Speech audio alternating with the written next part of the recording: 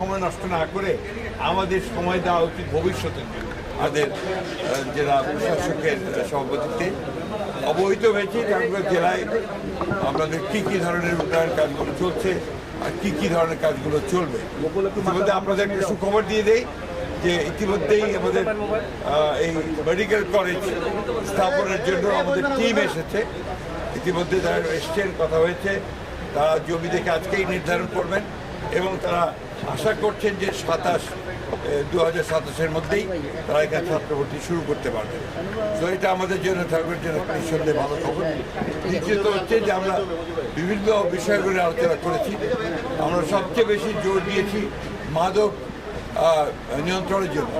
আমরা আশা করি যে আমাদের এসপি সাহেবের নিজস্ব ব্যক্তিগত তত্ত্বাবধানের মাধ্যমে অতি দ্রুত এর উপরে আজ থেকেই কার্যক্রম শুরু হবে। তৃতীয়ত আমরা জোর দিয়েছি একটা হাসপাতাল আছে, সেই হাসপাতালের সেবা উন্নত করবার জন্য আমরা গুরুত্ব আরোপ করেছি। আমাদের ঠাকুরগাঁও পৌরসভার উন্নয়নের জন্য আপনার কাজ হয়েছে, কথা বলেছি আজকে। কৃষির উন্নয়নের জন্য আমরা কথা বলেছি, কাজ করেছি, কত অনেকগুলো প্রজেক্ট আছে, সেই প্রজেক্টগুলোকে বাস্তবায়িত করার জন্য দ্রুত ব্যবস্থা নেওয়া হবে। একই সঙ্গে আপনারা আমাদের যে খাদ্য যেটাকে আমরা নিরাপত্তা নিশ্চিত করার জন্য সেই ব্যবস্থাগুলো গ্রহণ করা হবে।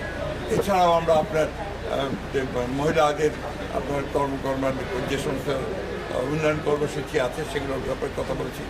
যুবকদের আছে সেটার কথা বলেছি।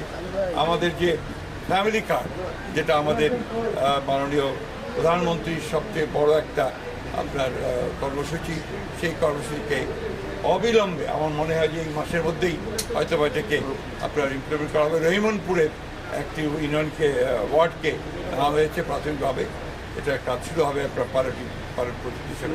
সময় নষ্ট না করে আমাদের সময় দেওয়া উচিত ভবিষ্যতের জন্য।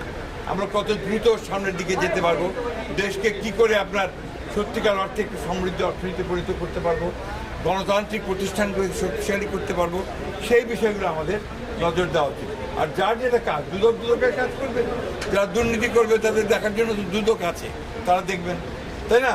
আমরা কখনোই দুর্নীতিকে প্রশ্রয় দিইনি।